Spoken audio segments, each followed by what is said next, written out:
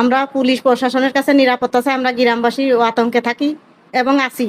এই ঘটনা ঘটার পরে তো আমরা আরও ভয় পাচ্ছি যে আমাদের বাসায় যেহেতু কোনো লোক থাকে না, তারপরে আমরা অনেক ভয় পাচ্ছি যে হচ্ছে কোন সময় আবার কার বাড়ি কী হয়। এখন আমার পুলিশ প্রশাসনের সাহায্য দরকার, সহযোগিতা করতে হবে। তা না হলে আমরা এলাকায় এভাবে বাস করতে পারবো না। আমি পাশে একই বিল্ডিং, আমি পাশের ফ্ল্যাটেই থাকি। আর হঠাৎ করে আজানের কিছুক্ষণ আগে তখন এদের বাড়ি কান্নাকাটি। তারপরে বাচ্চারা আমাকে ডাকছে, ডাকলে পরে আমি ছাদ দিয়ে আসছি, ছাদ দিয়ে আমাকে ডাকা হয়েছে।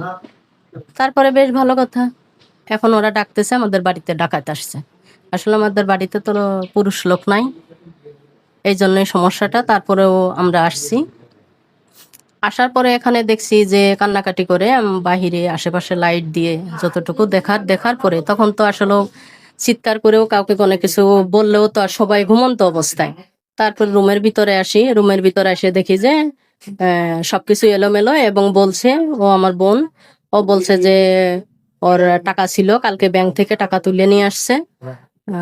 আর গহনাগাটি স্বর্ণ এগুলো কিছু ছিল, এগুলো সবকিছু নিয়ে গলায় বটি ছিল, গলায় বটি ধরে তারপরে তাকে সবকিছু নিয়ে গেছে এবং হুমকি দিচ্ছে যে তুমি যদি বেশি একটু শব্দ করো, চিৎকার করো, তাহলে তোমার বাচ্চাদের মার দিবে।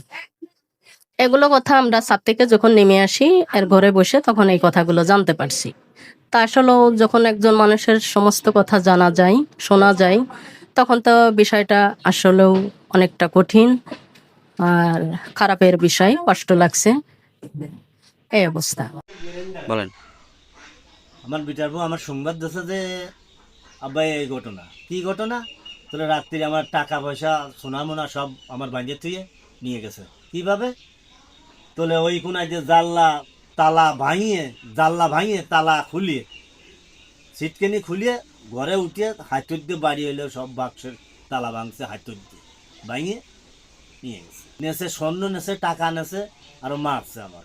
আমি উঠে দেখি সবকিছু ছাড়ানো ছিল না, আমাদের রান্নাঘরে তালা কুপানো ভাঙা।